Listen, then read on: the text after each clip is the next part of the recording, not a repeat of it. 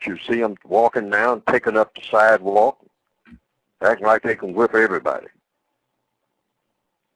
Sure, they can whip somebody who looks just like them, because that's permitted. Permitted by whom? The white supremacists. They don't care. Kill everybody in the neighborhood. So what? There's another black neighborhood gone. There's another one down the street, ready to go. What's the big deal? You better be careful about whose space you get into when you get carried away with what you can do to other black people. And what's pitiful about it is most of us know that. Very few of us don't know that. We know whose space to get into. And we know just about how much backing we have. Shame. Shame. Black person in handcuffs. All kinds of tattoos. All kinds of long record for being able to whip everybody since 9th grade. Standing there in handcuffs, in an orange jumpsuit, in his best hairdo, saying, "Yes, Your Honor." Why don't you use the kind of language toward Your Honor that you use with the people that you encounter right there in your neighborhood? The one that you say that you're a master over. The one that you can terrorize. All the females flocking to you and halfway scared of you. Knock them around all over the place. Call them all kind of names. Why don't you call Your Honor that same name? Snatch him from behind the bench. No. See, we're great show people. Greatest show people on earth. 3 9mm, one in your sock, one in your waistband, one in your side pocket. Ready to take on the entire world in a movie. In a homemade video. Or passing a bus stop full of black people fixing to go to work. Or you can terrorize them. Why don't you take on the champ? Which usually is just 1 or 2 white supremacists who just come and say, "Now, I think you'd better behave because you're disturbing my peace. Now, if you don't think I can handle you, try me." And I haven't been on this planet forever, but I've never seen a situation on a large scale, or never heard of one on a large scale, of any significance throughout the history of the black male, because that's who I'm talking about, who didn't chicken out in a moment of real crisis. So I don't want to hear it in this stalwart Black History Month about that all-powerful black male, because I've seen our record, particularly in the last, I'll say, just in this area of the world, 60 years. Now, we've had a few who did things the way that they ought to be done. They protested in the street. They carried signs. They talked about non-justice. Martin Luther King, people like that. Fannie Lou Hamer, as a black female, backing up black males who got out there and tried to do something that made sense, rather than just terrorize the neighbors. And that's doing what we're supposed to do from the weak position that we have. Only time we show all this bravery is when we are mistreating for the victims of racism.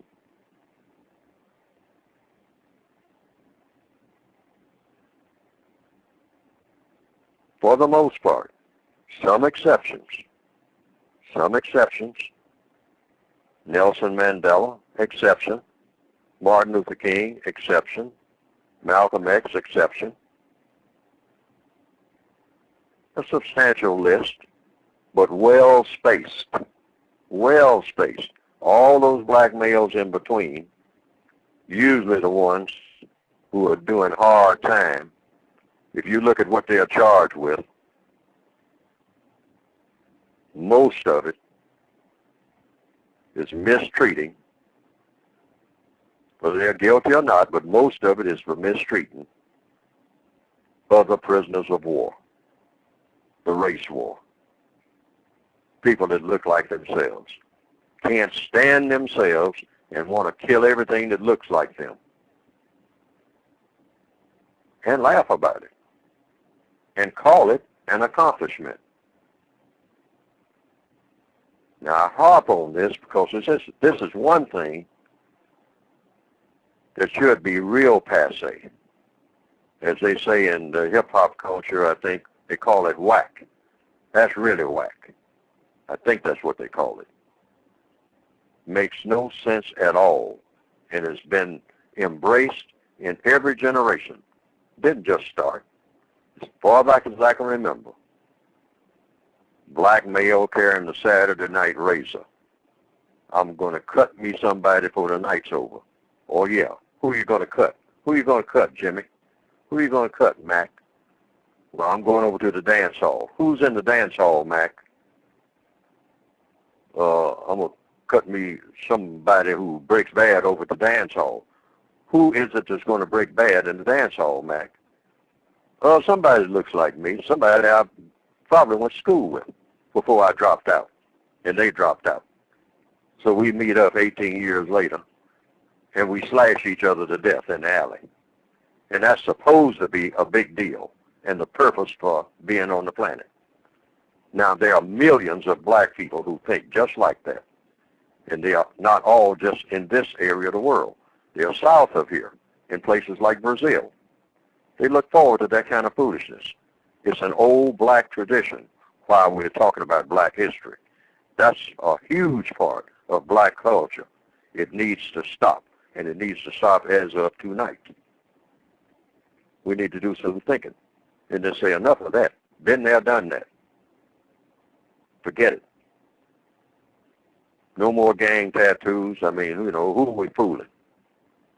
Who can we really whip? A very limited number of people. And certainly nobody who is smarter and more powerful than we are, particularly somebody who is really an army. A system of white supremacy. You know anything about taking that on? No, nothing, zero. Better start tap dancing.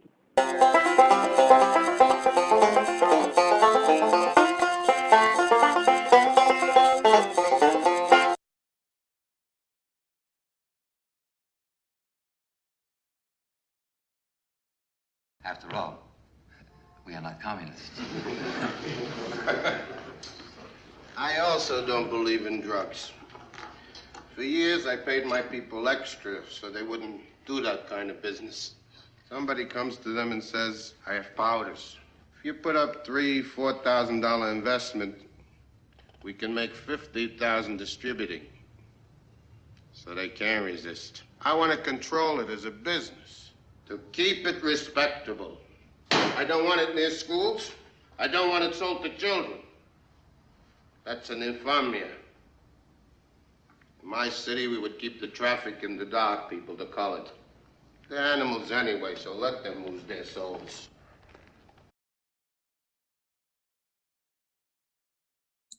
Greetings, everyone. Welcome to CRWS, a attempted counter-racist business meeting on Khari Enaharo's race code war, the power of images, words, and symbols on the Black psyche. Today we're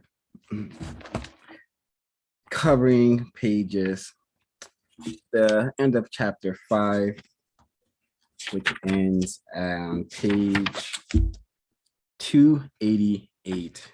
So we're going from 275 to 288.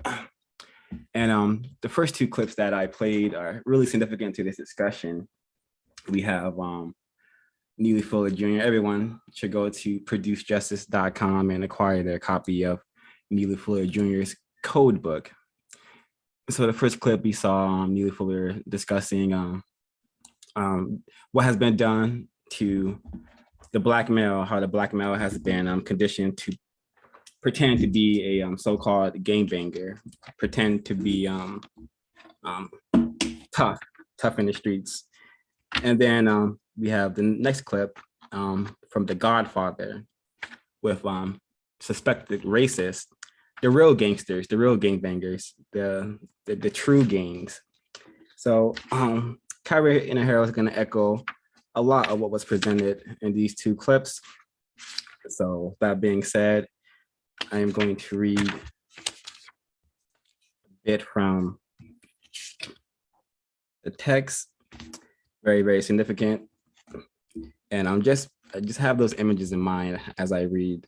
And you might not even have to see the clip I played, just any rap video, any sort of Black culture, film, poetic justice, anything like that. A lot of what's being read here should echo the programming you've received. So it's from 278. The symbols of seduction. Youth are seduced into this gangster lifestyle through the symbols of wealth, power, sex, invincibility, virility, freedom, arrogance, and lack of strong male guidance, stable families, unified and developed communities, moral foundations and principles, lack of power in Black community, and lack of an understanding of white supremacy. Black children are easy prey for white supremacist influence in children. Let me read that again. Black children are easy prey for white supremacist influence and direction. The name of the setup and or operation is called gangster or gangbanging. The symbols of a setup include caches of jewelry, the bandana, headscarf, earring, cell phones, droopy pants, cap turned backwards, rap music, the 40-ounce liquor, gold, silver, ring, gold chains, money, and flashing cash, palatial homes, jet planes, shiny cars, the gun sometimes known as an Uzi or a Glock 9, and the most powerful weapon of all, words. All of these items are produced for and targeted purposely towards Black people. So this is super important because he's literally telling us and explaining to us that the children, Black children, are literally being programmed into people classified as Black who will want to kill each other. I know this information maybe already well known, but the significance of it is very tragic, because we have either just normalized Black people killing Black people so much, or as Khari Enaharo states in the pages we read, that Black existence, Black people are just so, they have absolutely no value. So no racial classifications care about Black people being eliminated in large numbers, especially if it's Black people killing other Black people. It has actually been embedded into so-called Black culture. The average person possibly thinks Black people killing Black people and gang violence is part of so-called Black culture. And it is, because culture is what we do. Culture is simply what people do, and tragically enough, terroristically enough, white people have conditioned us to want to harm each other because we do not know how to face white supremacy, racism. And I'm going to pause there before I continue on my notes to see if the panel would like to share their notes, chime in. Yes, for me, all the things that you mentioned, about the Uzis, the chains, all the things that symbolize gang culture, I guess, that are taught to Black people. I think another important thing is that white people, they are racist man, racist woman, and even racist child, they all make great amounts of money off of all of these things that they program, condition Black people to enjoy and take part in. You know, even while they're buying the Black people don't make Uzis, Black people don't make chains, Black people don't make jewelry. Even after, you know, the Black person has lost all of that, then the Black person will find themselves in jail. The victim of racism will find themselves in prison, incarcerated. White people are making even more money off of it, and therefore solidifying their power even more, getting more money, industries getting bigger, etc. So I thought that was something to add to that point as well. That all of these activities that Black people find themselves engaging in so-called gang culture, the racist white supremacist is the biggest winner from it, always and forever, as long as Black people are too confused, pathetic, and pitiful to stop the destructive behaviors and the degrading behaviors that they engage in.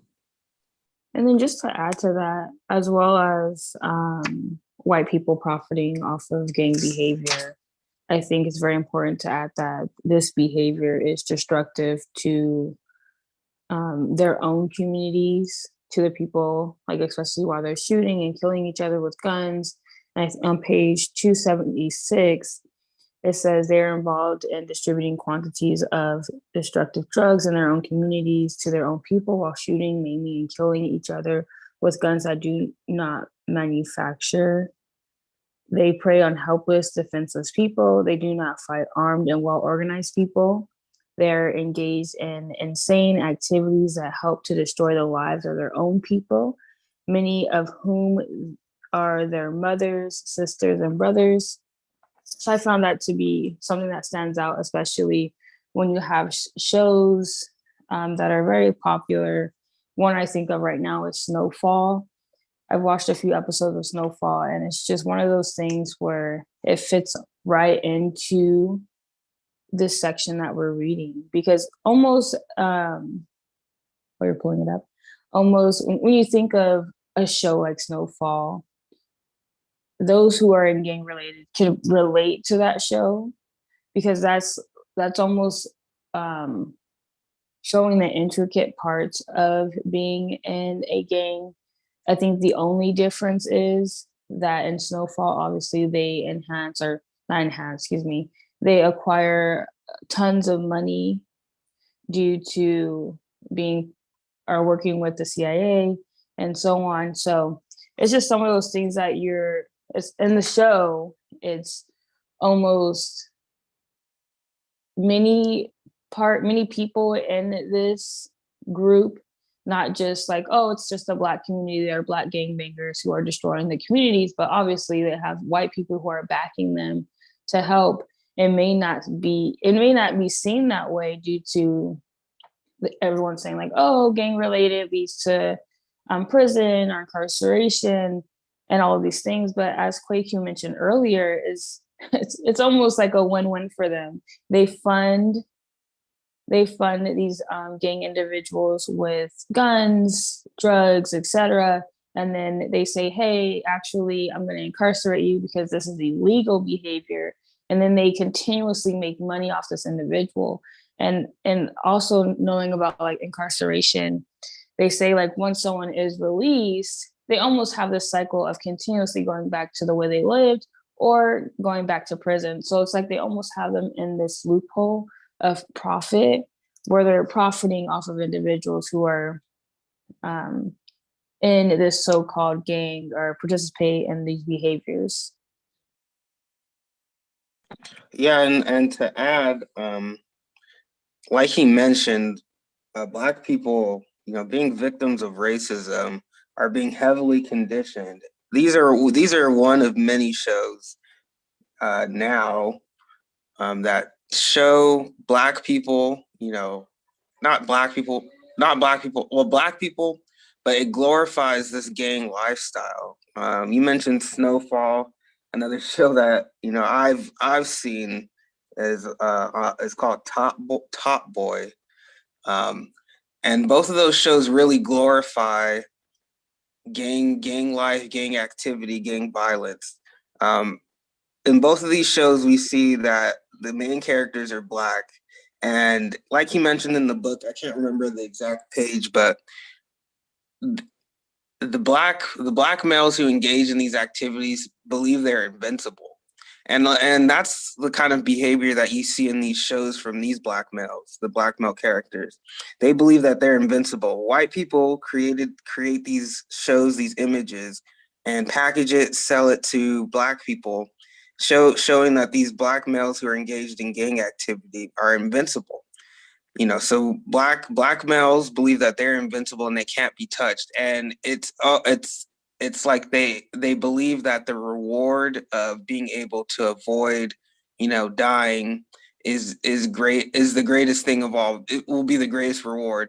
If you don't die, if you're invincible, you'll get to reap all the benefits, right? And one thing that's interesting about this show, Top Boy, is that they do sell drugs, but the show doesn't really show them selling drugs often. There's a few scenes where they're selling drugs, and in my opinion, what seems to be to white people, but majority of the time is them killing each other, killing other black people in the show. So they're mainly fighting over like territory and resources with other black people who want to control the drug trade. Whereas, there's a few scenes here and there of, what appear to be like homeless white people getting drugs. But I think the biggest thing is, this gang war, this gang life activity that is constantly being shown and perpetuated as as the opportunity for black people to make something of themselves.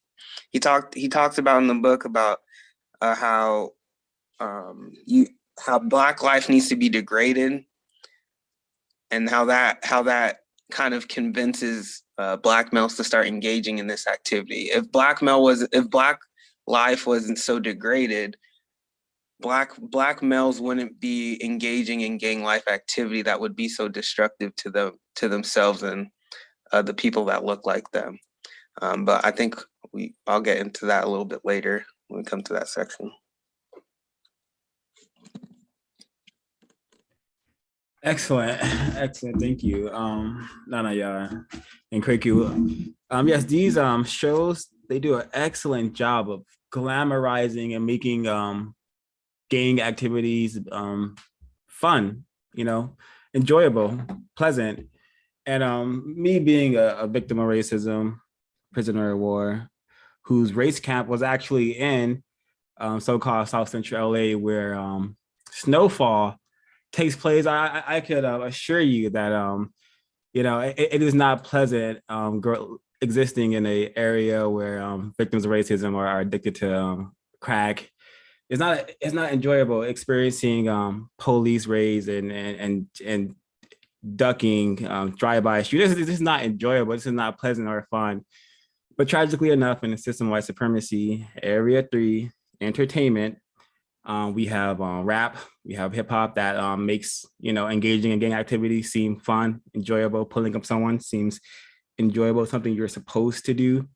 Snowfall makes selling crack seems like something highly constructive, something that that we should have been doing. But I definitely, if one is paying close attention to these shows, it definitely shows that at the end of the day, white people are still in charge. They're providing the drugs, supplying the drugs.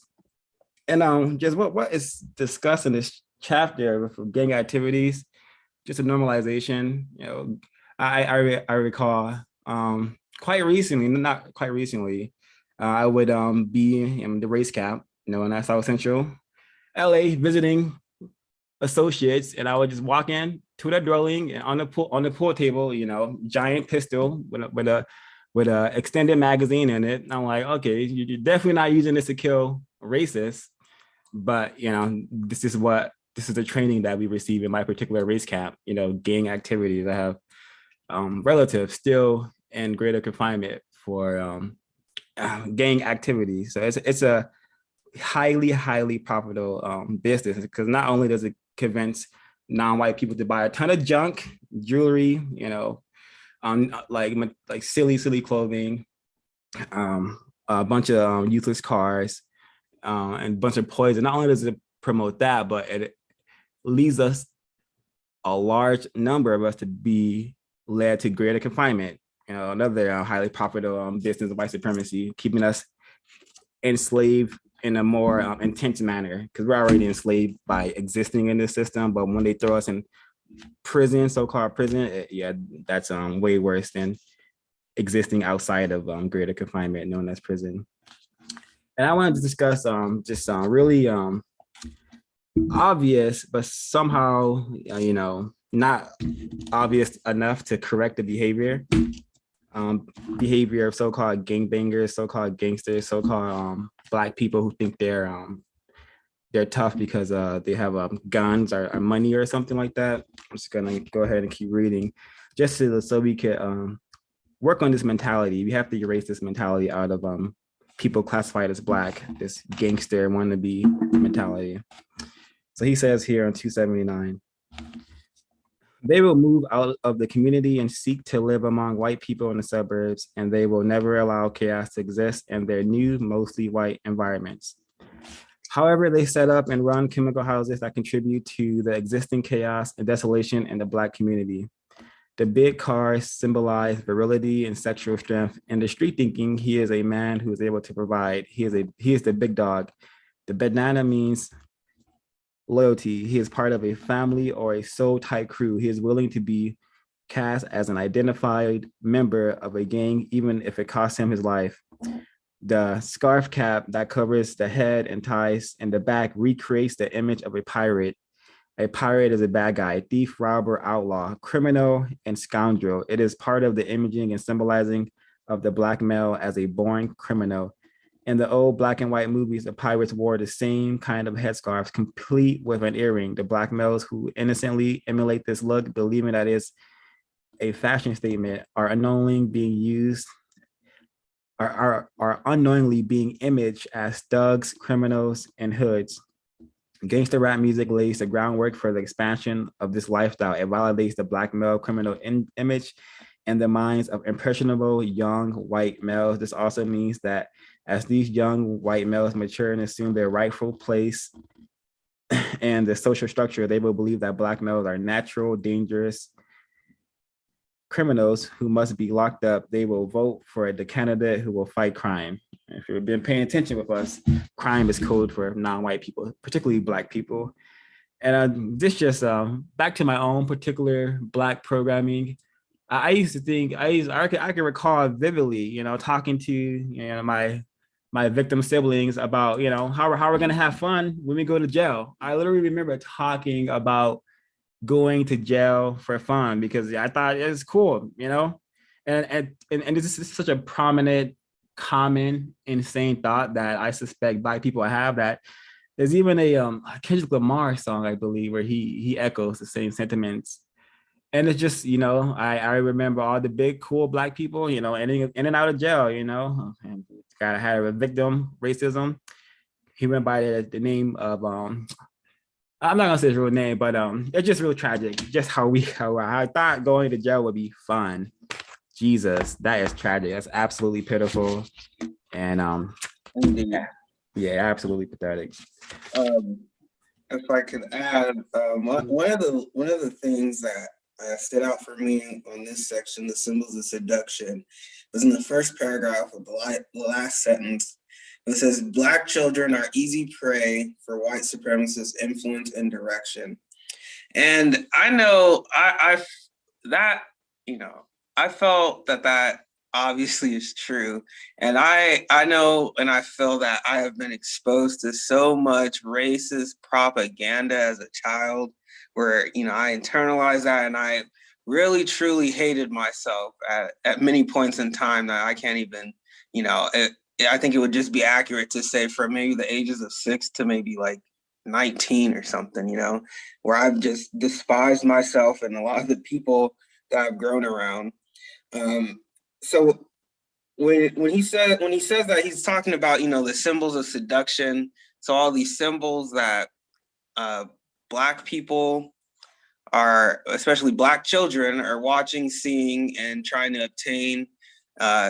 You know, oftentimes Black children are, when you're growing up in these decrepit environments, the only way out is for many is to be an entertainer or an athlete, or a gangster, you know, to engage in gang activity and gang violence.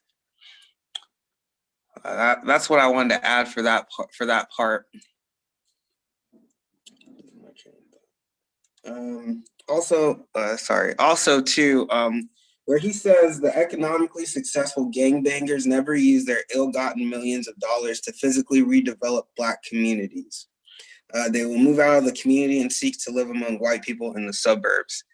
That's another thing that I've seen, and I learned what the difference between an asset and an investment is, and I feel that Black people, especially like these gang members, are, and entertainers too, but just Black people with a lot of money aren't allowed to make investments in like Black community in Black people, like people that look like them, but they're allowed to have assets, right? Assets, you know, their money, right? But making an investment is completely different, because an investment is something that you hope would improve conditions or would improve quickly or over time, whereas an asset, you know, it may not get any better. So when I say that, I'm talking about the houses, the cars, the gold chains that they buy. They're allowed to have all those trinkets, but the minute, you know, you want to invest in a school for Black people, for Black children, programs for Black children, you're not allowed to do that. You can't do that. You'll get, the white supremacists will confuse Black people that that's a bad investment. That's a terrible use of your money. So I thought that's very relevant. Or they'll say, hey, you got, you know, you could do that, but you got to make sure you have this Urugu permit, this Urugu document. Make sure you get your Urugu license to get that building there. Yeah, all these things. But if they want to make, if they want to promote Ciroc or promote some poison, yeah, definitely do that. Yeah, that's funny you bring that up, because I just saw, you know, more victims. I don't want to criticize victims, but it seems like every time victims of racism are creating something, you know, I saw another vodka alcohol company, you know, and is that really like what Black people need? Is more alcohol, more Black people making alcohol, you know? Yeah, so. but I don't know. You may be, I don't know. I highly doubt Black people are making vodka anywhere. I think they're just being spokespersons for that brand, for those white people who are making the vodka. I may be wrong. It may be a black owned and produced vodka business, but hey, I don't know. Yeah. And just on top of that, sorry if I'm speaking a lot, Monette, if at any time you want to interrupt me. So going back to the economically successful gangbangers, in that show Top Boy that I mentioned, he ultimately moved. He was living in Summer House, which is, I guess, the equivalent to a ghetto or a hood, and he moved out of the neighborhood because obviously it's full of violence. He's running the whole neighborhood. He's getting what they call youths involved, like underage minors involved in selling these drugs and whatnot. And he started in Summer House, and they had a plan. The Urugus came in, were going to basically gentrify the place. and he was going to put up money for it. He ultimately ended up not doing that because his grandma died, but he didn't like put up any money to redevelop the place or improve the conditions, just not to tear it down. So I think that goes back to they won't invest in their communities. They'll leave it. I mean, I doubt he's gonna move back in there. He knows what it's like there. Yeah, I'm sure he doesn't want to live there. But at his home in the suburbs, he's got all these fancy security equipments. You can't, he only allows one or two of his closest people to come there. They're not really, nobody's bringing money or drugs. That all happens in the hood. And that was interesting because I don't it's clear that's clearly happening, but I guess I never noticed it. It's like, they always keep these trap houses in the hood, in the ghettos, but they will never, bring that kind of stuff into the white suburbs where they live. And it's, you would think it's because they don't want that kind of activity around them, but really it's symbolic because it's probably because white people are around. Yeah, of course, they're afraid of the white supremacy. They know a racist man and racist woman will not tolerate Lil Tyrone or Lil Shamika selling rock on the corner. Totally unacceptable. Or having trap houses pop up in Beverly Hills. Not gonna happen. So yeah, Khari Enaharo says that just that behavior will be crushed the moment it enters the white areas. But yeah, it's like white people are not confused about what they've done, and it's so hidden in plain sight, right in their face. Top boy. So he's never gonna be a man. Top boy, and I suspect this is a anti-sex hidden in there too. I know the anti-sex people. They have some sort of thing going on with tops and bottoms. Top boy. You put two and two together. Come on, in your face. You just gotta know you gotta know that you really just a little bit to start to see it. Snowfall. It's same thing with snowfall. Snow symbolizes, white people, white supremacy, racism. Falling over that black area. Snowfall. White people. The chemical agent known as crack cocaine decimated black people. Still does to this day. Decimate black people who are still riding in greater confinement or who are still lost their mind due to the addiction or who are still recovering from the trauma they experienced during that era. So snowfall, or AKA white people, white racist people, destroying black people with crack. Yeah, very much a real thing. They're not confused. And now they just, all right, it's been enough time.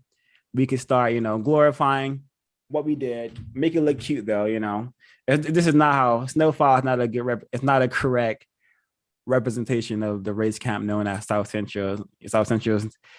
At least when I was existing there, it was not as pleasantly presented as the show does. So yeah, really interesting.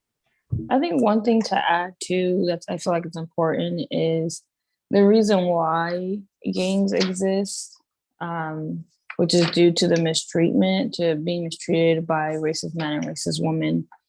And also it's almost like this mistreatment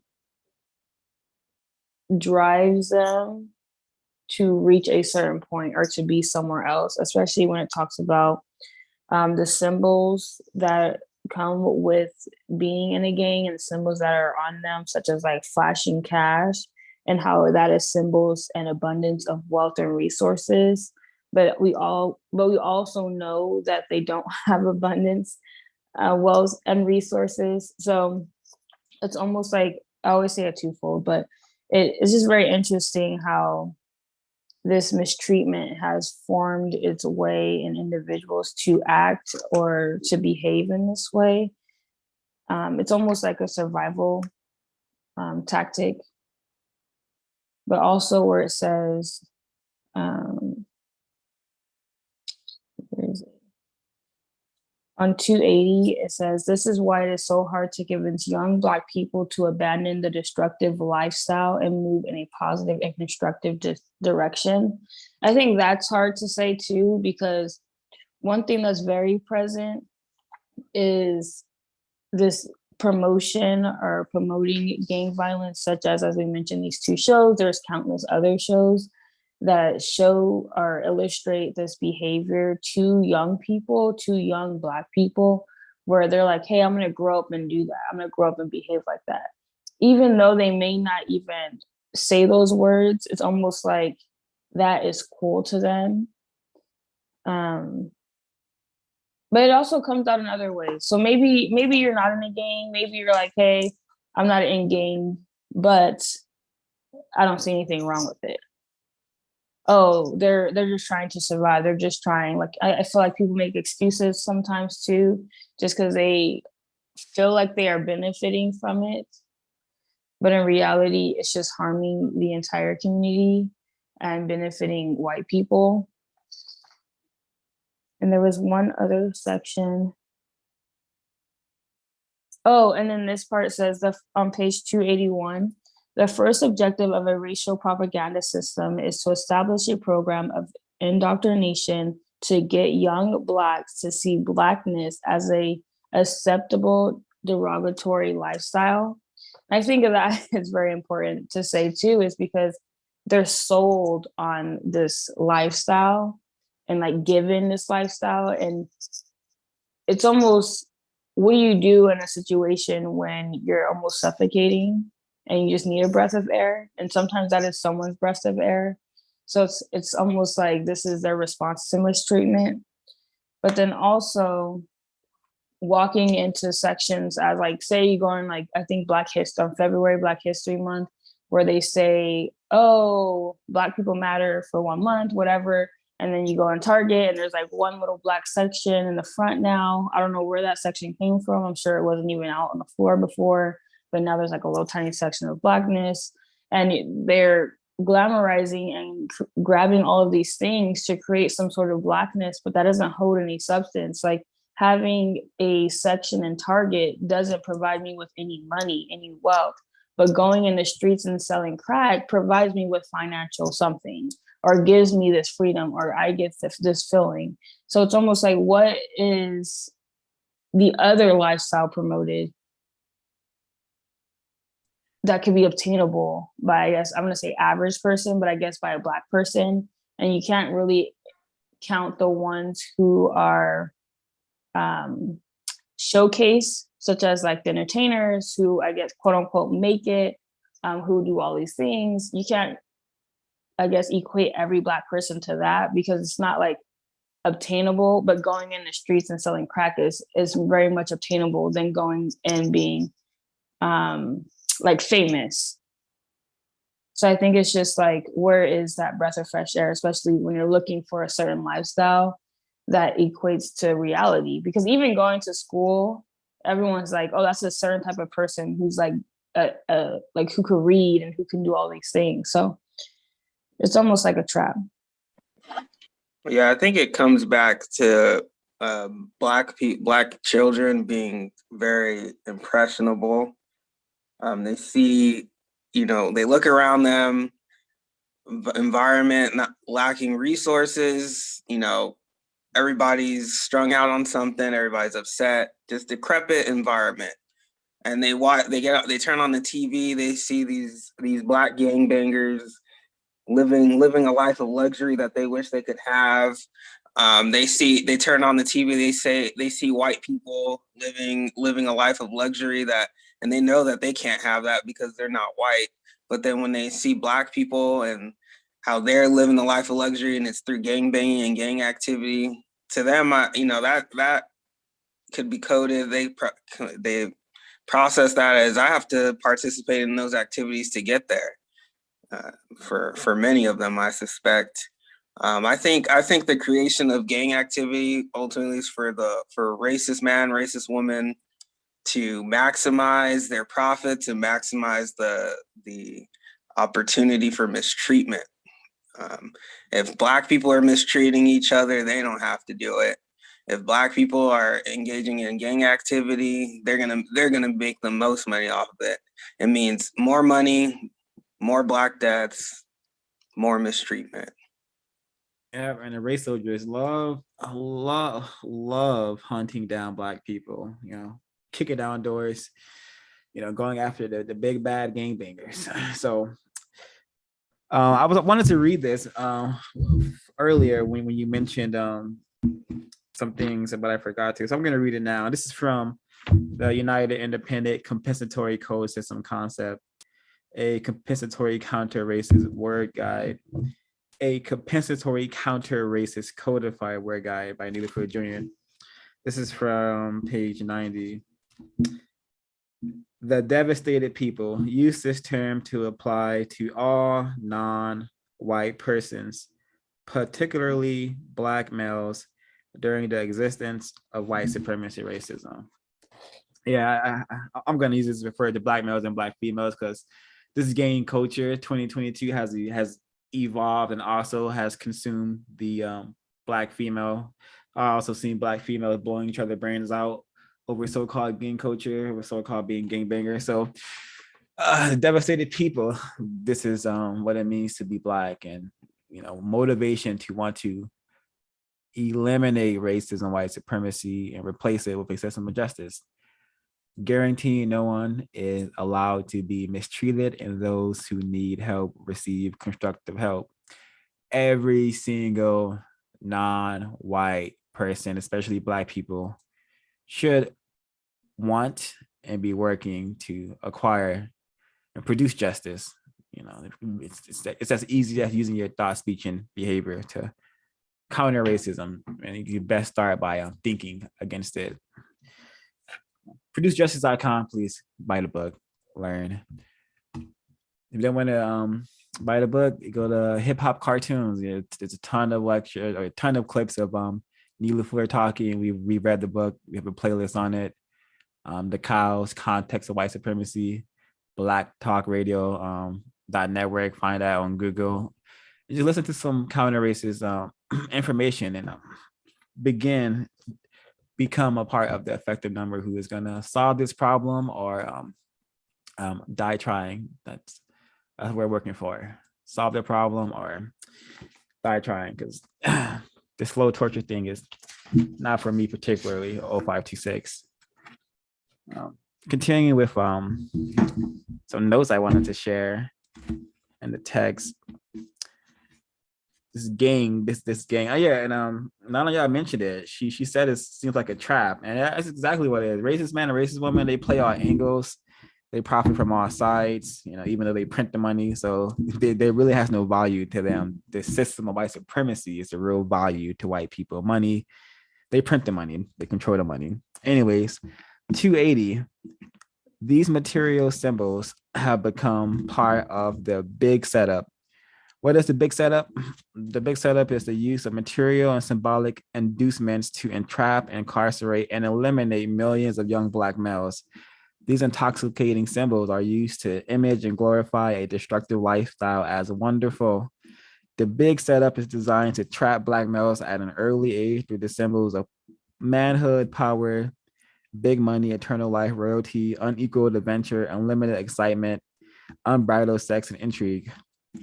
The young black males live under the direct glare of white supremacy indoctrination. They have no real image, alternative, counter-thinking, or cultural shield to protect them from the most addictive racial propaganda system in the known world. Black people in North America do not identify with or speak a separate language, nor do they have strong cultural remembrance that enable them to withstand the barrages of propaganda. So this is why gang culture exists. This is why black people behave in the manner that we do. This is why it took me a very long time to actually start caring about people, but I'm gonna say black people. I was very apathetic towards life, and black people dying all the time. I did not care because the program was in me. I grew up watching rated R movies and white people killing for fun. So death was normal to me. If people die, I did not care. Even relatives of mine could die, I did not care. I did not value life at all because that's the programming. I was programmed very, very, very, very well, very, very psychotically. So then it wasn't until I learned and unlearned oh, holy crap! Black people are not supposed to be slaughtered like this. We're not supposed to be shooting each other. Oh yeah, it's not normal for people to die. It's kind of incorrect. So yeah, this is the what do he call it? The most addictive racial propaganda system in the known world. This is how powerful it is. It convinces millions of black males like myself, black females, I suspect as well, that black existence is quite worthless. We need to, get that fake hair and us, we need to dye our hair blonde. We need to get all these things to make, this black body of ourselves more presentable because white people have done a number on our psyches. We are totally insane and deranged. And yeah, we need help. And the help we need most is the will to solve this race problem immediately, because the destruction will continue. It will continue, and they're gonna keep making new forms of monsters out of us, I suspect. Yeah. Can I be heard? Yes, you can. Yes, we may. Okay. I wanted to add, because I had that part highlighted, specifically Black people in North America do not identify with or speak a separate language, nor do they have strong cultural remembrances that enable them to withstand the barrages of propaganda.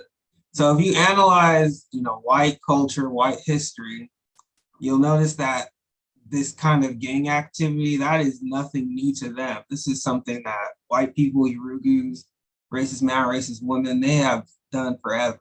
They've practiced this against one another, and they will continue to practice it against one another. And now we have Black people in North America who have adopted this, have been conditioned to adopt this, and now they've made it a part of their culture. And I think it's just it's very interesting, how he put that. There's nothing in place for Black people in North America to be able to counter this. I think obviously what we're talking about, when Easy Fuller's talking about a code, if Black people follow the code, then we win. That could be something that we have to counter this kind of propaganda. But as we see today, many Black people in North America buy into this, follow these ideals, have been conditioned to follow it, and they practice it on one another.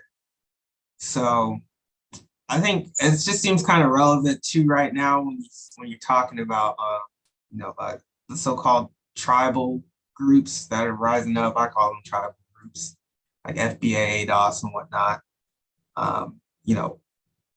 That in America, this is American culture. This is white culture, and we are all victims of it. We practice this kind of nonsense, insanity on one another. And are we trying to claim that is like normal? Is that part of human nature? Some people might say that. I definitely don't agree with that. But I thought it was very interesting how he put that in there, that Black people in North America have no way of countering this kind of racist propaganda. That was an interesting statement there, quite cool. I was just thinking, even though they don't have I don't even think they know anything else. Well, not that they don't know anything else. I believe that even on 282, it says that Black people are programmed to respect the symbols of white supremacy. And that isn't just gangs, that's all of it. So I think when it comes to Black people admiring something or wanting to become something or having something, it's always this internal thing of wanting to become what white people have, but you never can get there because you're Black. So it's this continuous strive for wanting to get somewhere, and you can't really get there. But then also falling into the traps of white supremacist like tactics. I think I have something else to say in a second.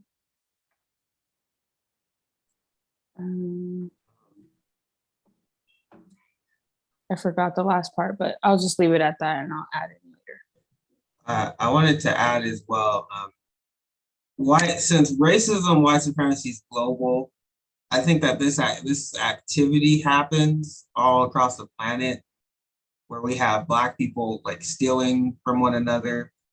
But I can't say whether or not, this level of gang activity is present on other parts of the planet. Maybe like in the UK or definitely in America, but I don't know if it's present on other places on the planet. It could be, but I think there's a high likelihood that it is, because Black people all over the planet have been taught to respect the symbols of racism, white supremacy. The behavior is white people, racist men and racist women, they will and can produce the behaviors that they want to see in the Black people, no matter where they are.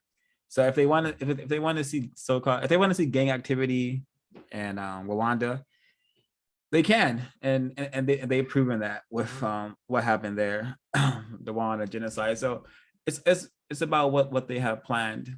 It wasn't gang activity, in the so-called across the pond. That's just them mimicking what they're seeing the Black people doing over here. The white people have allowed them to, all right, I'll let you guys pretend to be like the Americans, like the American Blacks, the cool Blacks that they've been called. So it's just whatever the racist man, racist woman want to promote. That's a good point, because when I think back to Urugu, and when she said something along the lines of like white America is the greatest exporter of like a white American culture. That's all that they're known for.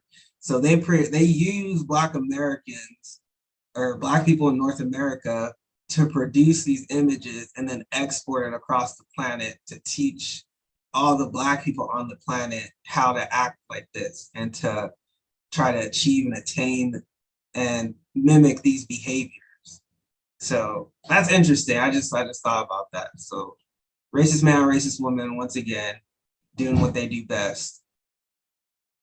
Exporting debauchery, foolishness, and insanity.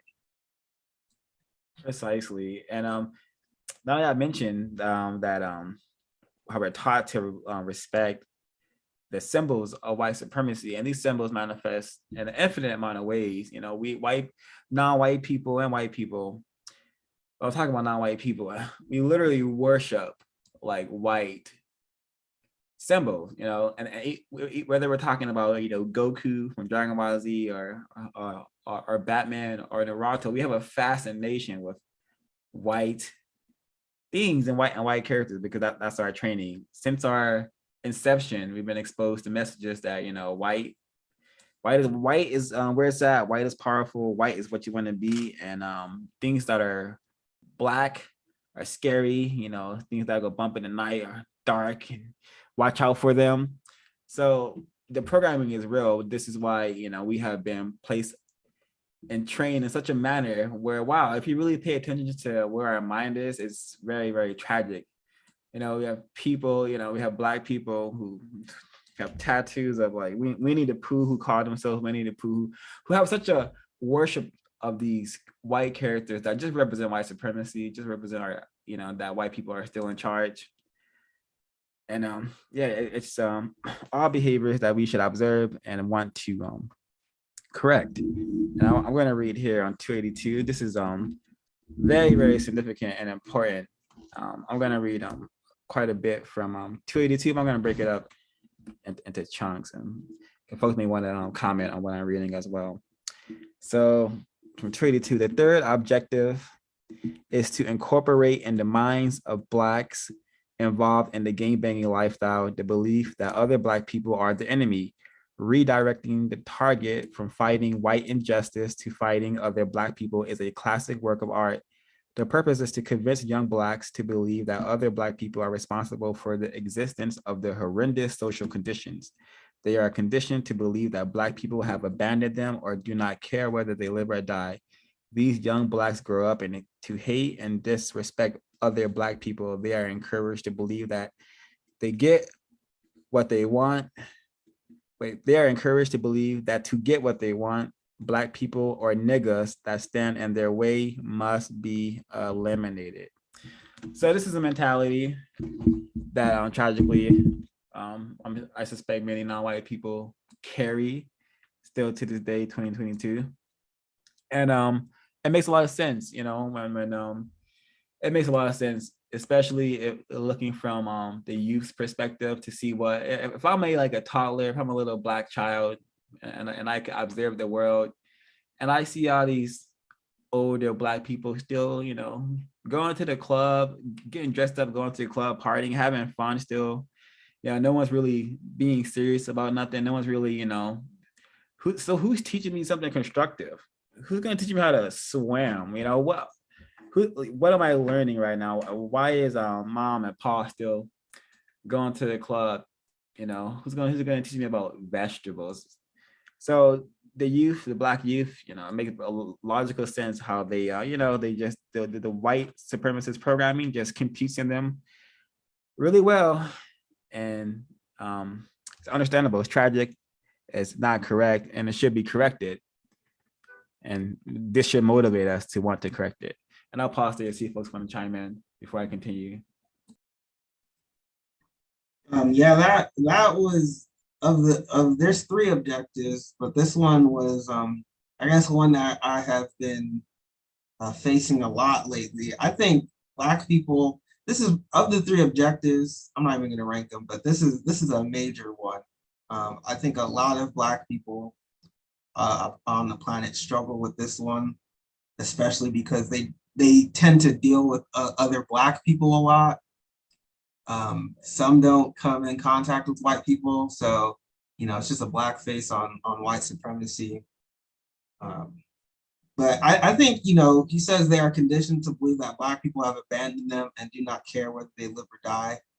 I feel like there is some truth in that, whether they're conditioned or not.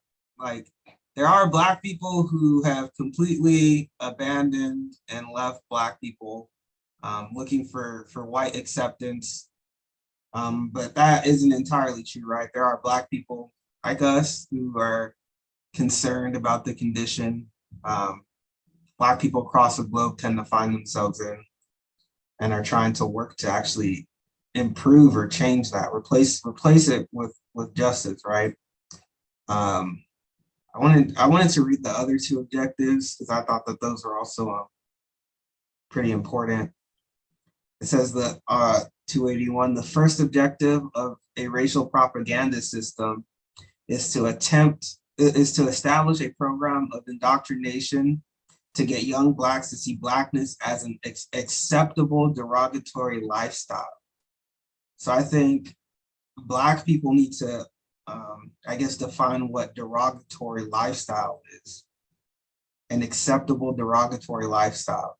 The second objective is to establish and reinforce symbols and value systems that encourage the devaluation of Black life.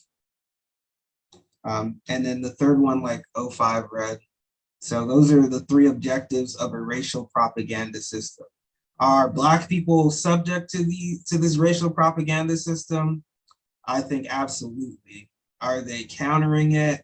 I think we are severely lacking in countering that racial propaganda system. Thank you, Mr. Kweku.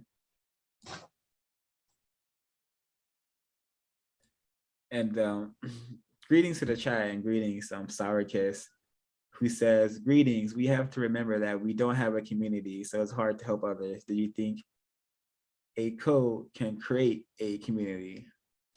There will never be a so-called Black community. We have to produce a system of justice to get some sort of global community. But yeah, that's correct. And we've been reading, and I've been hearing this community over and over, and I wanted to mention that is correct. According to counter-racist logic, and this is according to logic in general, a community is a place, so some sort of base where you can protect it. You know, it has the resources that help you to do things that are constructive. You know, tragically enough, Black people do not have such communities. The neighborhoods that we reside in are no more than race camps, you know, places that racist men and racist women allow us to exist in, allow us to dwell in. Some of them are very comfortable and are allowed to, you know, exist in a manner where there's, you know, so-called peace. Some are very, very uncomfortable and are allowed to exist in a manner with chaos, known as gang violence, you know, poverty and whatnot. But there's no Black community.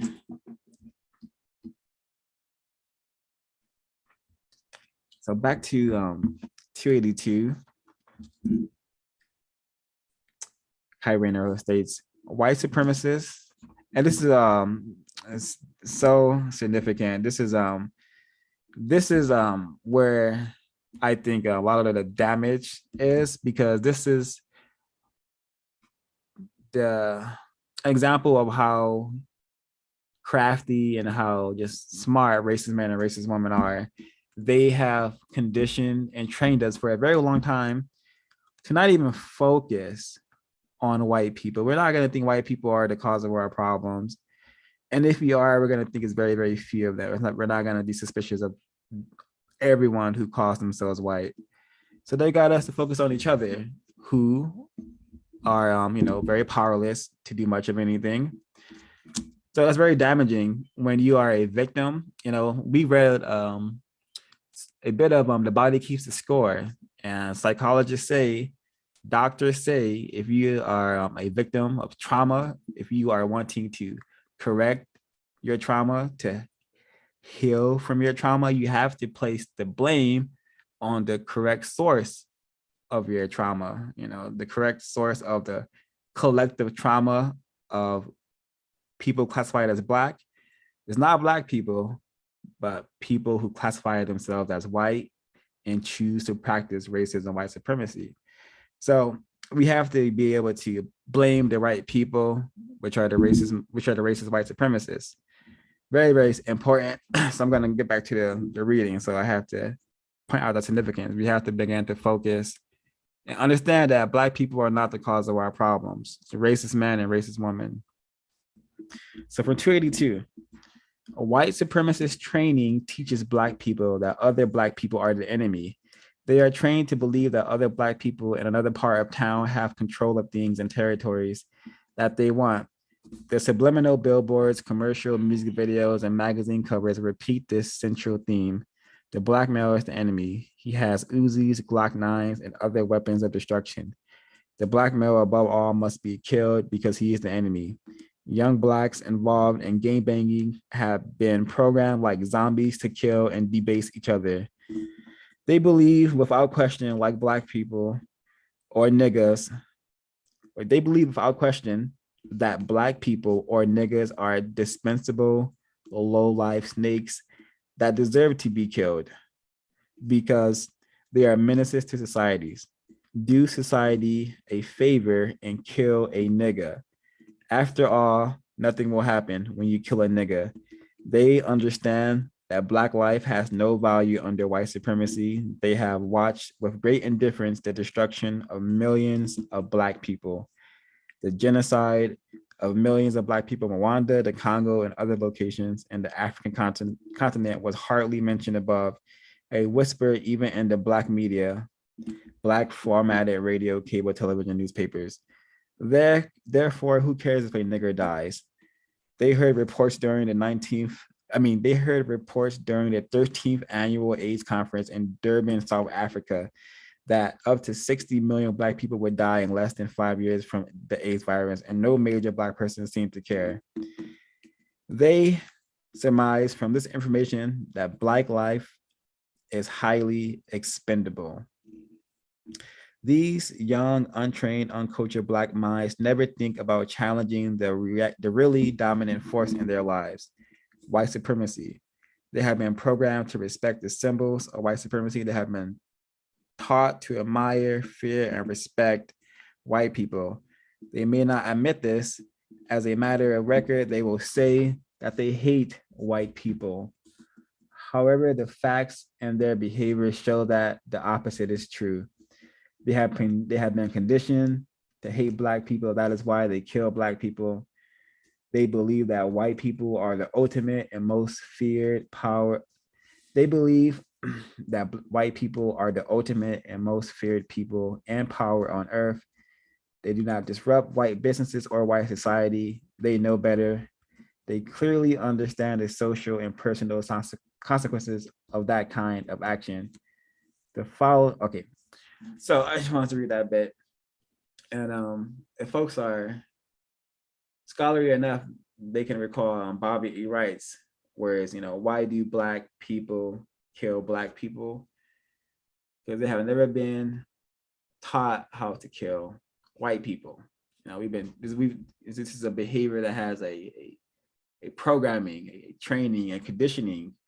And we were forced to kill each other when we were on the boats, when we got here from the boats, and chattel slavery. So this is something we've been doing for a long time. And it's part of the 10 stops, the 10 basic stops of things we need to stop doing. One of that is stop killing. Most importantly, stop killing each other. There's an enemy, and some say enemies should be destroyed. So direct that towards the enemy, not a people classified as Black. So I'm going to pause to see if folks want to chime in.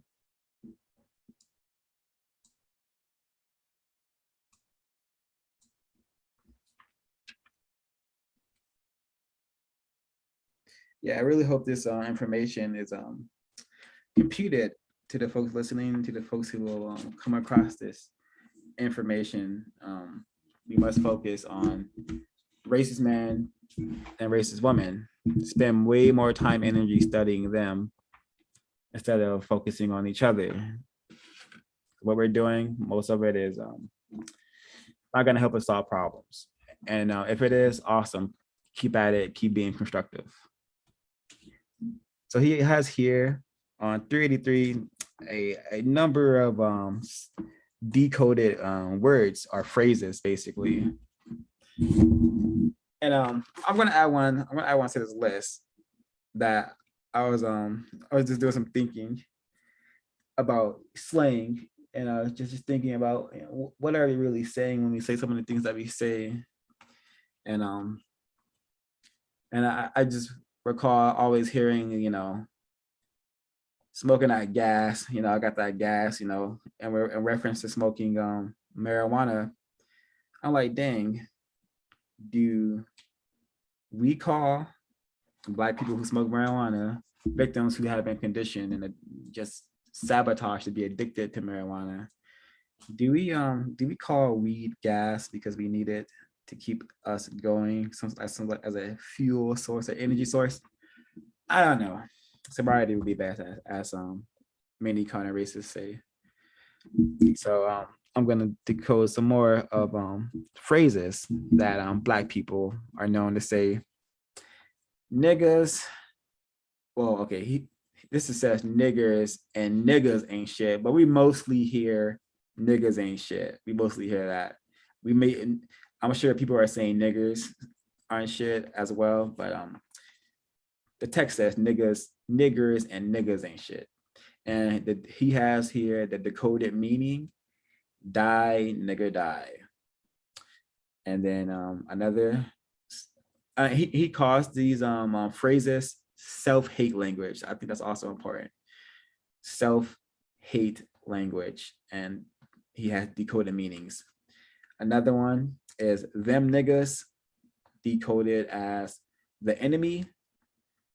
And there's quite a bit here. I'm just gonna read probably one more. Get that money, bitch. He decodes as bring me the money, hoe, or sell that dope. And I would urge folks to, just get your copy of Race Code War as you're acquiring your copy of the United Independent Compensatory Code System Concept. So you could get access to all the information in this text, because we can't cover all of it, of course. And he has another list of words here that he has decoded. He says symbols of the setup, the symbols being gold. He has a social meaning, everlasting life, silver, wealth, dollar signs, and cash. The social meaning, get money now. Jewelry, social meaning, kingly, royalty. And there's a ton of others. That's all I'm going to read from there. Alrighty. So we're moving into Black Man and Horses. I'm gonna pause my mic and see if folks want to share some of their notes before I get started with mine.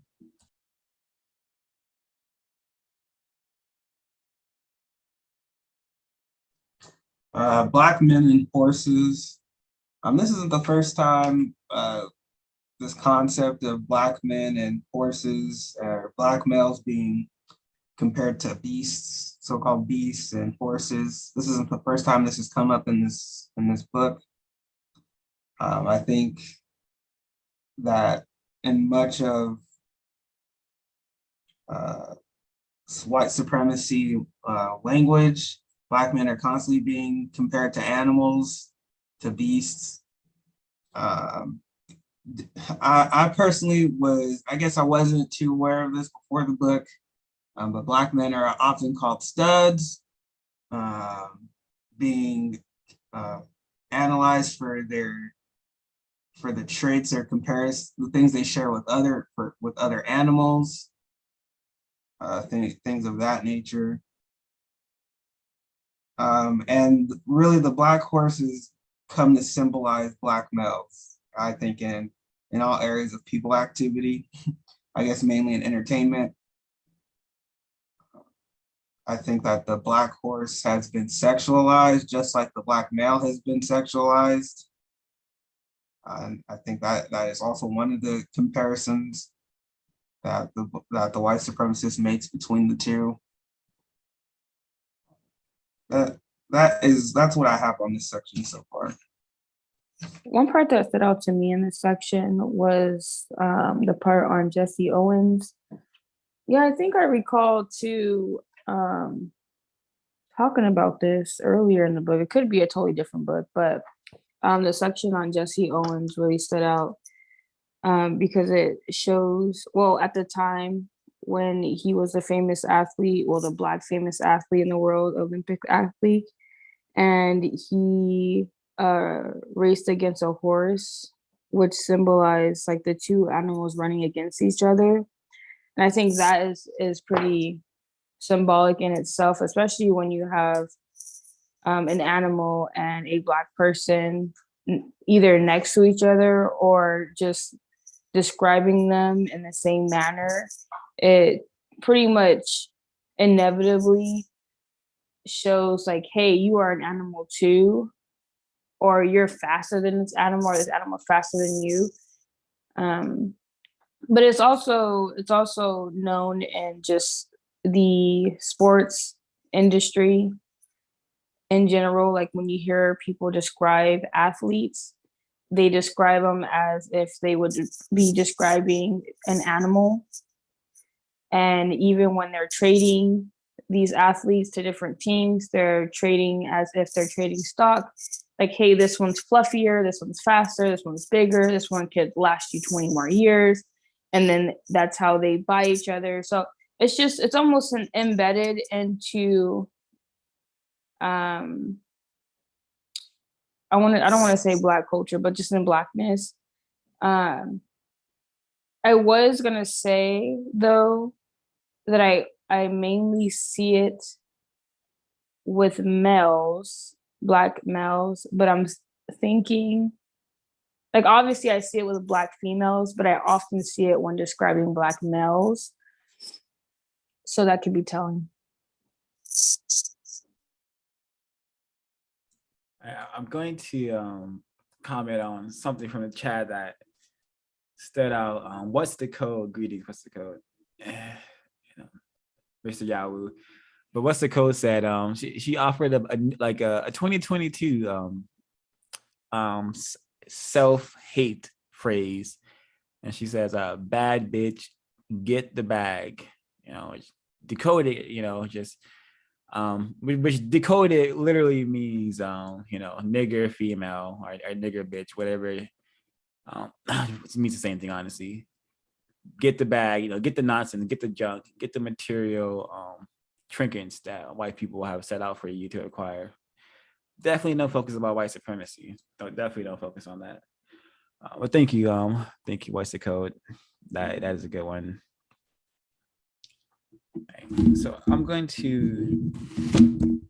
So I thought what folks said about the horses were excellent segues into what we're going to be discussing. Okay, we're getting into some depraved stuff, and this is an excellent opportunity to just share a real existence experience with the Yurugu and what they exposed me and my victim siblings to when we were younger. But I'm going to read some I thought this decoding here from about this film I'm sure no one has seen called Nixon, but I just thought it's really interesting. He says 285, the most symbolic illustration, and he's again referencing how the black horse in the racist mindset and the racist lore, the black horse is the black male, and that process is known as animalization. Turning a person into a animal. It allows it makes it easier to mistreat that person, to slaughter that person like a animal. But no animal should be slaughtered. No one should be slaughtered. All right, so 285. The most symbolic illustration featured a scene in dialogue between Nixon and FBI Director J. Edgar Hoover as they walked together down a racetrack. Hoover comments about the degenerate Dr. King. In the next scene, he's attempting to pet a black horse that is foaming at the mouth and is wildly rejecting Hoover's touch. The horse seems to fear Hoover and shows emotional instability. The symbolic meaning of this scene is very important. The black horse symbolizes Dr. King or black males. The foaming at the mouth implies that he is a disease like HIV/AIDS and is an immoral deviant. The wild behavior means that the black male is out of control, dangerous, hostile, must be corralled and controlled or exterminated. The scene uses symbolism to give dual meanings and make subtle connections between the black horse and black male. The Nixon movie was not made especially to appeal to Black audience, yet it shows scenes that associated words about black males with scenes of horses and a wild beast. So that's just one that it's really in your face. Not only are Black people in the racist mindset, not only are we animals, but we're diseased animals, diseased animals. Very, very telling, motivation to, confront racist man and racist woman, So what are you going to do about us diseased animals? You're going to kill us all, or you're going to help us produce justice? Because those are the only options that we're going to give you. And, it's enough of us to make, this business of yours not that enjoyable. So make the decision, produce justice, or kill us all. So this scene right here, I'm sure I watched this film almost recently, and this went over my head, and I'm somewhat less confused, but still very confused. And I appreciate this decoding so much because it says a lot, and it's hidden in plain sight. RIPS is a program that we do, racism in plain sight.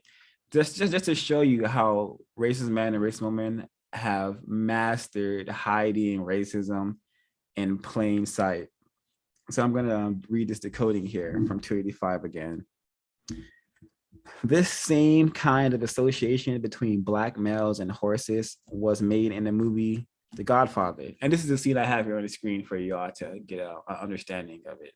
So you can really see how it's hidden in plain sight. It's literally looking at you if you see it. This same kind of association between Black males and horses was made in the movie The Godfather. During a scene at a horse stable owned by a movie mogul, the Godfather attorney Tom Hagen, played by actor Robert Duvall, tries to persuade the mogul to give the Godfather's godson, a Frank Sinatra type character, a prime role in the upcoming motion picture. As they stand in the horse stable, the mogul shows off his black horse to Tom Hagen. He calls his black horse Khartoum. Khartoum is a capital city of Sudan, a nation of black people on the African continent. The Sudanese people are some of the darkest skinned people on the planet. In the scene, a black man named Tony is the handler of Khartoum. An immediate subliminal connection is made between the black handler and the black horse. The horse and male are black. The black male's name is Tony, or decoded pony. Remember earlier in the text, we talk about how white people also do word associations, just swap one word with the other one, and then you can make the decoding. That's what we learned about like in the introduction of this text. But anywho's, he says, Tony, or decoded pony. The black horse is named after a black city called Khartoum. In Sudan, a black nation on a black continent called Africa. Would the same message come through if the horse handler were a white man? The horse pure white, and he was named after the city Berlin, Germany, located in Europe. So it's in your face, but they're really crafty with it. So you really got to be you really have to know what racism is, what it is and how it works to even see it, to get it, I suspect. The folks want to chime in, the folks understand this decoding. Yeah, as I'm looking at this picture, I think that this picture says a lot. If I could take a shot at decoding it, what I'm seeing is, I see two white males. One looks like a businessman. The other one looks like a powerful white person. Both suspected racists. It looks like the businessman could be, him by him touching it. This is like something that's prized to him. He's trying to sell it to the powerful white person. The very powerful white person seems very intrigued and to like it. He's holding wine, this like glass in his hand. So, and he's got a ring. Seems like it's luxury. Both of them have glasses. So maybe they're friends. They're in the business of doing business with one another. And I see that they are both looking. I think they're both looking at this horse, as a prized possession. Both got their hands on it. And then in the background, you almost can't even see him. You see the black person who is attached to that horse. They don't even care about that black person. Their only eyes are on the horse, the resource, right? The resource that is an investment that could bring them tons of money possibly. And you see the black person holding on to the horse, almost for dear life. Everything that could happen right now is attached to him. Whatever happens with this horse, that is going to affect him. But he almost looks powerless, absolutely powerless to do anything about it. And he's quietly in the background, and they don't even notice him. So I think it's, the horse symbolizing Khartoum, the capital of Sudan, and the black person holding onto that horse symbolizing the people in that state or in that country, and the white people who ultimately will be deciding what happens to that state where those black people live. Very symbolic. And notice his eyes are hidden. That's very common in the system of white supremacy, hiding the eyes of a black person to further dehumanize them, because doesn't they call it the eyes the key to the soul, the gateway to the soul, preventing just really objectifying him and really attaching him to the horse. He might as well be one with the horse. He's truly just a prop. This is called blocking. Everything that is on when you're watching films or TV, everything that you see on the screen is supposed to mean something. And here, this is saying a lot. This is saying quite a bit. He definitely looks like a slave.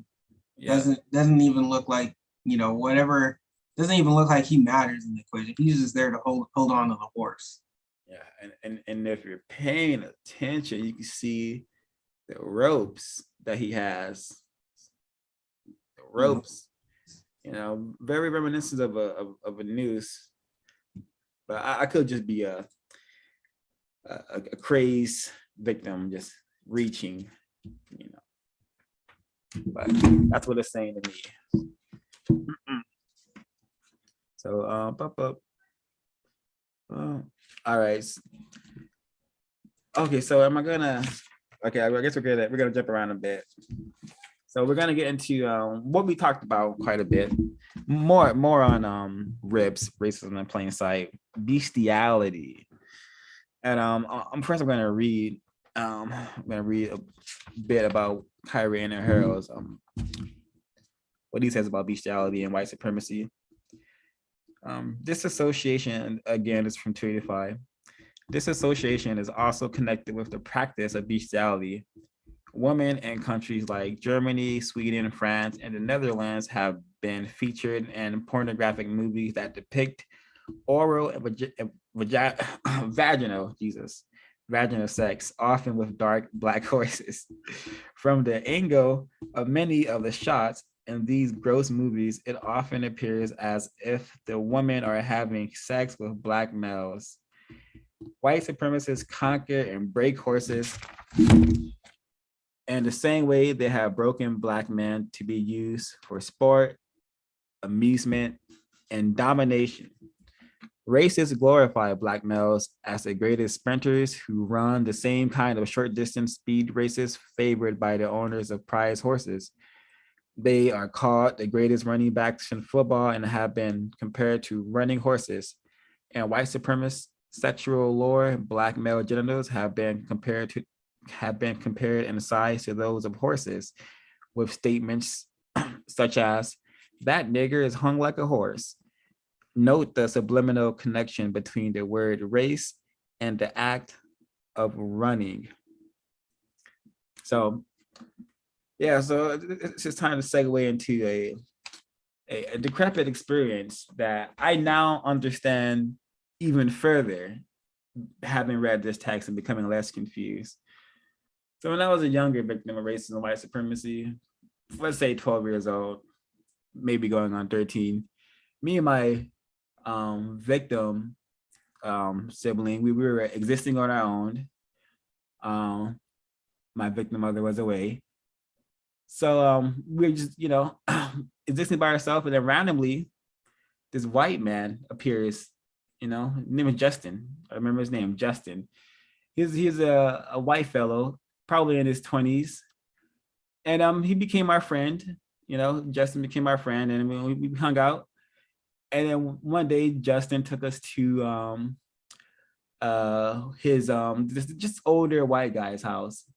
And Justin, the older white guy, started off somewhat constructive. He taught me and my victim sibling how to pick locks, because they knew how to do it, and me and my victim sibling asked how to do it. And we noticed that he had like a large visible collection of pornography, just invisible sight. And he takes the older white man, never got his name, takes one of the disc and plays it, and it's a horse having sex with a white woman, of course.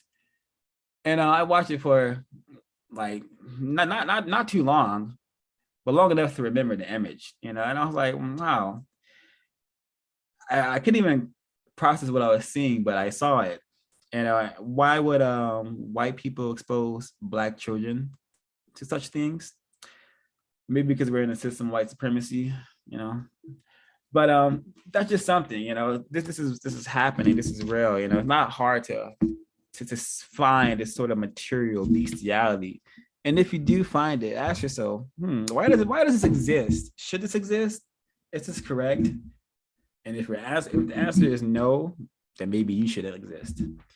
I may be just again a crazy nigger. I am confused still. So I'm continuing. I'm gonna pause. I'm gonna pause and see if I want to chime in. It seems that racist man, racist woman allow this kind of debauchery to go on.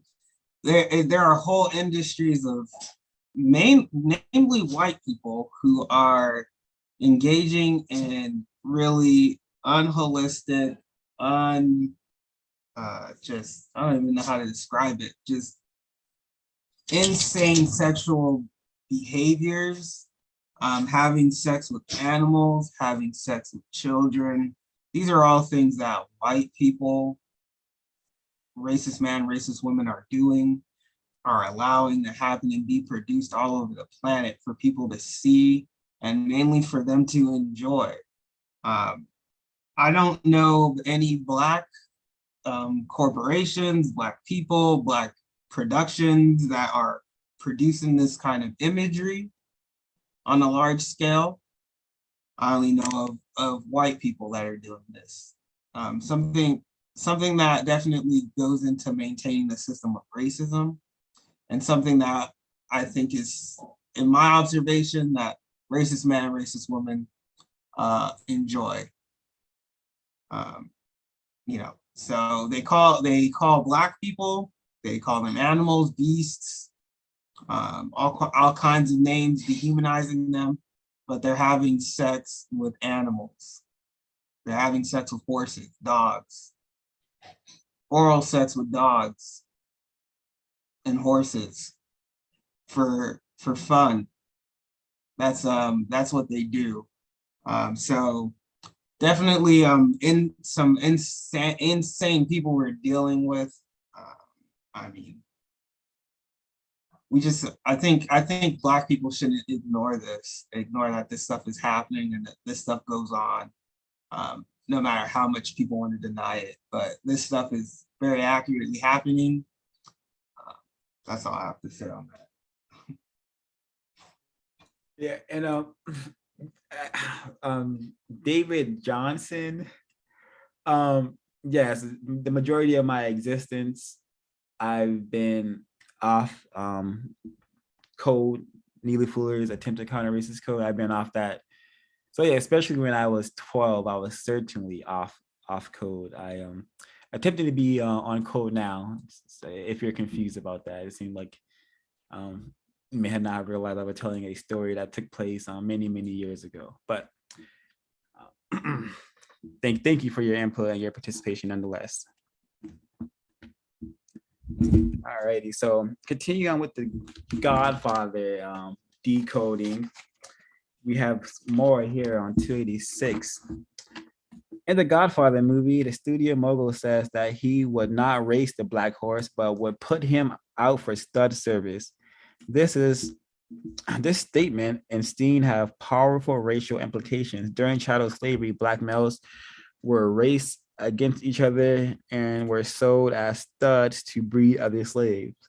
The era of this particular movie was between 1944 and 1950. This would have been after Jesse Owens' earth-shattering performance at the 1936 Olympics held in Berlin, Germany.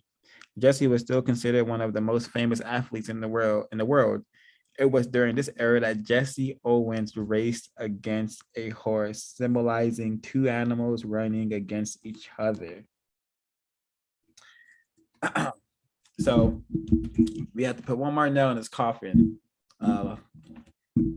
when thinking about the racist mind. And what does the racist mind think of black males, black people? You know, gonna have to play the scene again. Just to hammer in. And this movie takes place a very long time ago, as he said, 1944. But this is still going on. This mentality is still with us. I don't believe in drugs. For years, I paid my people extra so they wouldn't do that kind of business. Somebody comes to them and says, I have powders. If you put up $3,000, $4,000 investment, we can make $50,000 distributing. So they can't resist. I want to control it as a business. to keep it respectable. I don't want it near schools. I don't want it sold to children. That's an infamia. In my city, we would keep the traffic in the dark, people to call it. They're animals anyway, so let them lose their souls.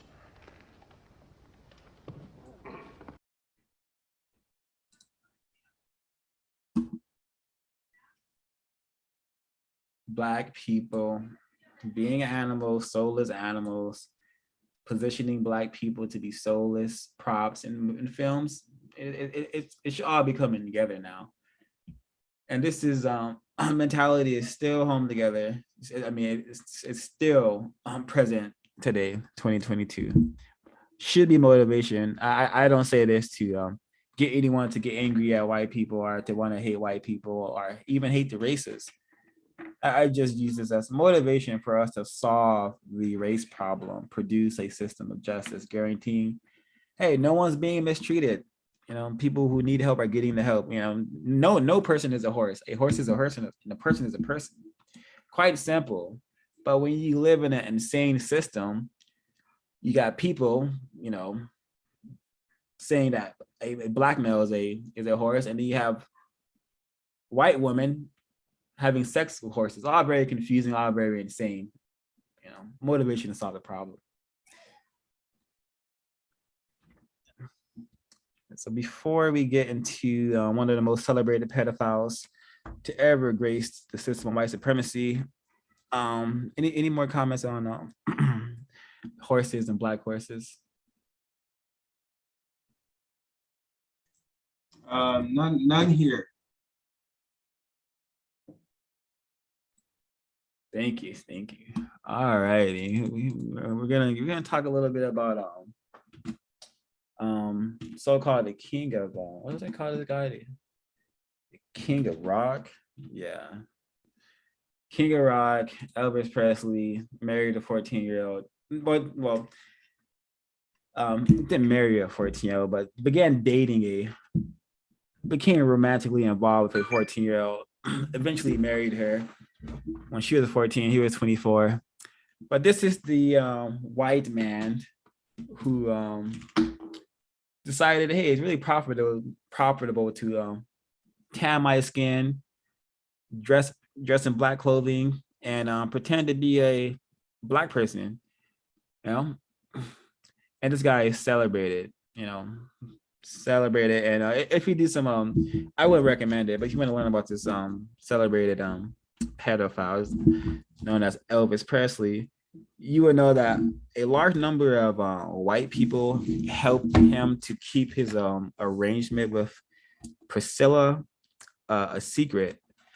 So really bizarre. Should 24-year-olds be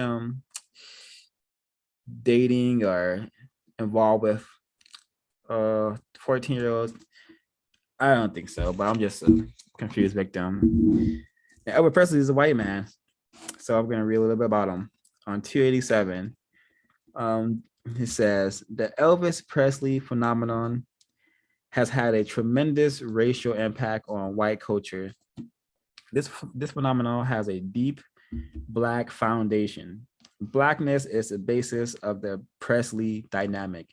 It is the worship of a Black man in white skin. Presley was an outlet for the deep frustration of white females who desire to worship and be with Black males, and for white males who secretly desire to be like Black males.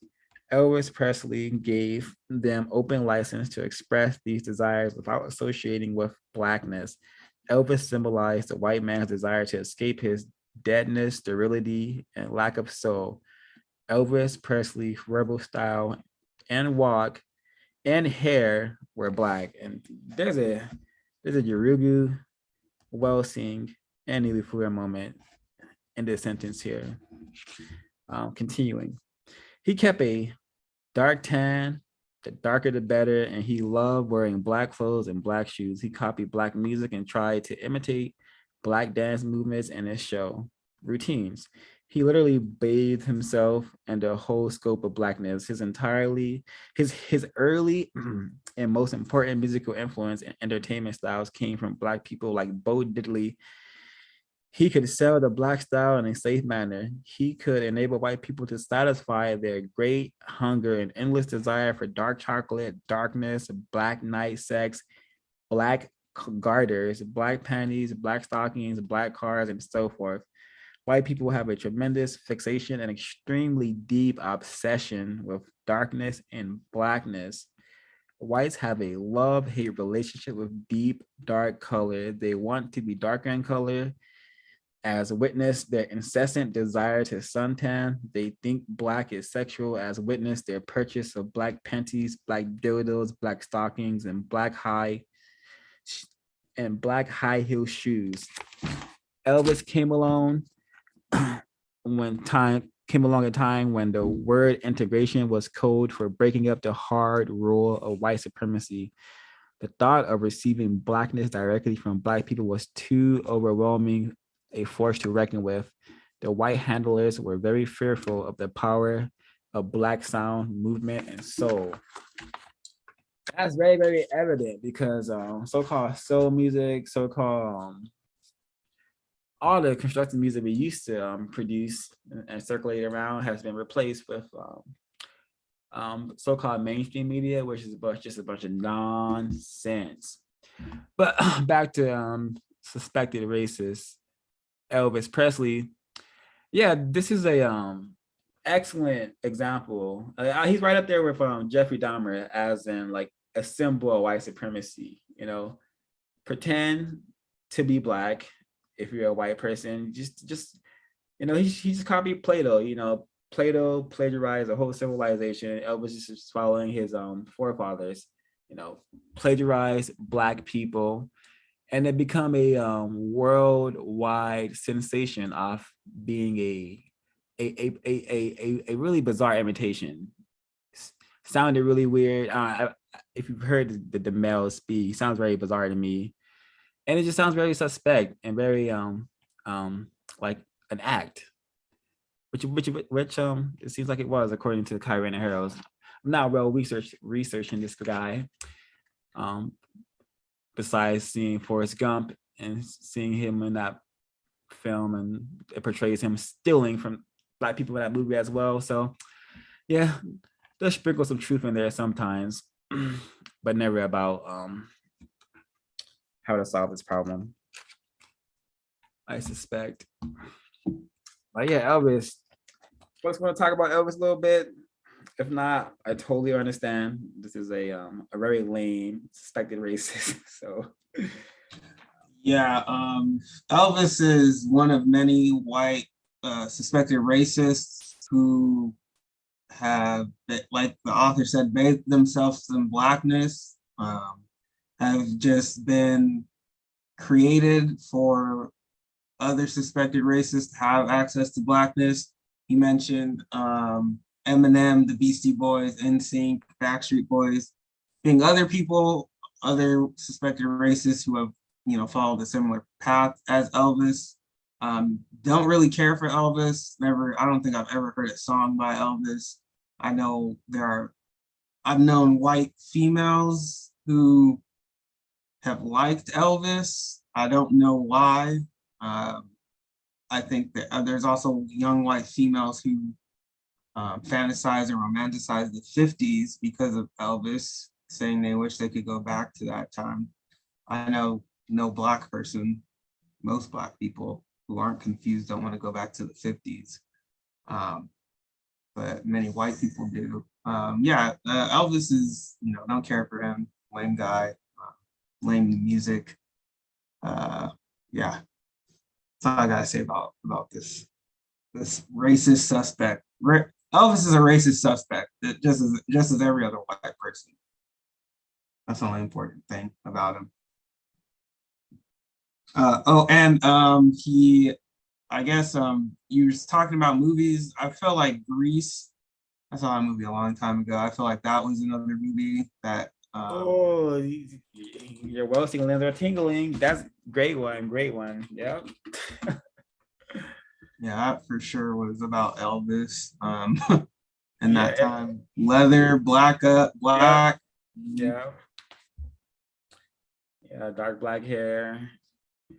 Yeah, just And look at that scene. They're the only ones wearing black, and it's like they're the most powerful and important people in that whole movie.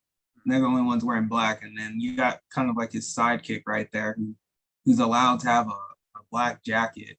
Yeah, he got some power, but Yeah. but Travolta, he got most of the blackness, Yeah. They wore black everywhere they went.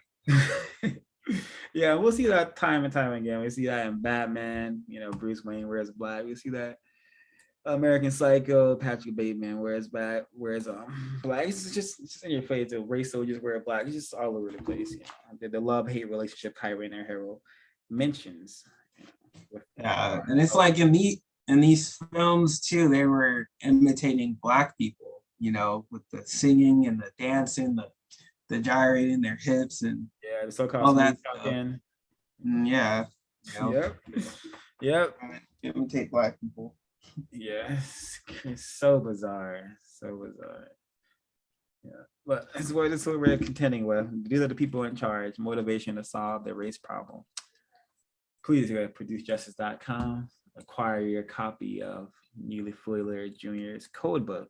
If you don't want to read the text, we read it cover to cover. Did a whole study on it. So you can find that playlist on this channel if you don't want to read the text. Alrighty, let me see. I think I covered everything. One more thing. This just came to mind. We played the Godfather scene twice. Let them lose their souls. They're animals anyway. Back to white supremacy, and how I suspect some of it is a projection. Meaning that whatever they're saying is actually representation of themselves, their behaviors, their existence, perhaps. So let them lose their soul. They're the animals anyway. Perhaps racist man and racist woman lost their soul a long time ago. Perhaps that's why they behave in a way that is worse than animals, I would say. But I don't even know. I'm not a doctor or a spiritualist person. I don't know if those are a concept I can totally grasp. But just a thought to throw out there, something to think about if you choose to. That being said, we can segue into closing comments. I do appreciate Mr. Yahoo, Mr. Johnson for their participation in the chat. Mr. Johnson, I do wish that your input was a little bit more concise, because it is a lot to keep track of, but do appreciate your participation. So something to get us started, please do. Yeah, I'll go ahead and get us started. I wanted to end because as I'm looking at Greece, I just start to think about it, decode it. So like grease is usually a black substance. So I think these white people are saying that they have grease or they are the grease.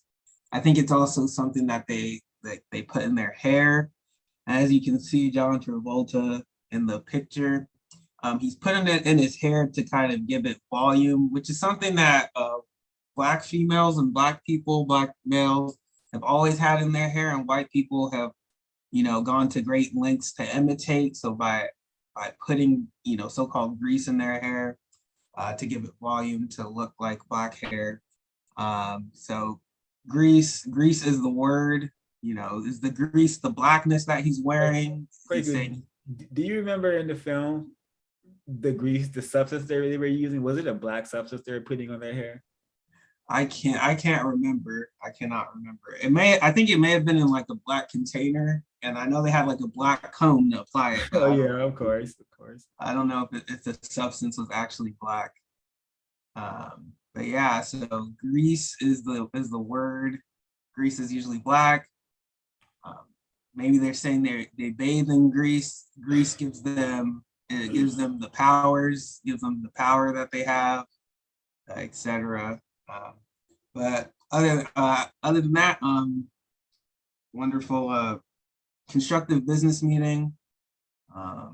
Get your copy of the code book. Remember, the goal is to produce a system of justice united in producing that under a single code. Yeah, so looking forward to the next business meeting. I don't have much of a concluding statement other than continuous study on what you can, get your hand on the copies that Kwaku and O5 have mentioned.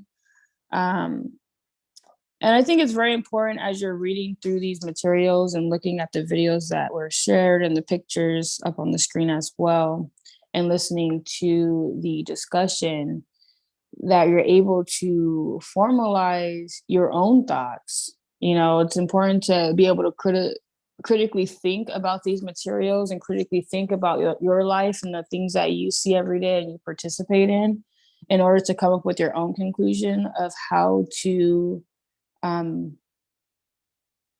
the problem and produce a system of justice. So other than that, constructive business meeting as always.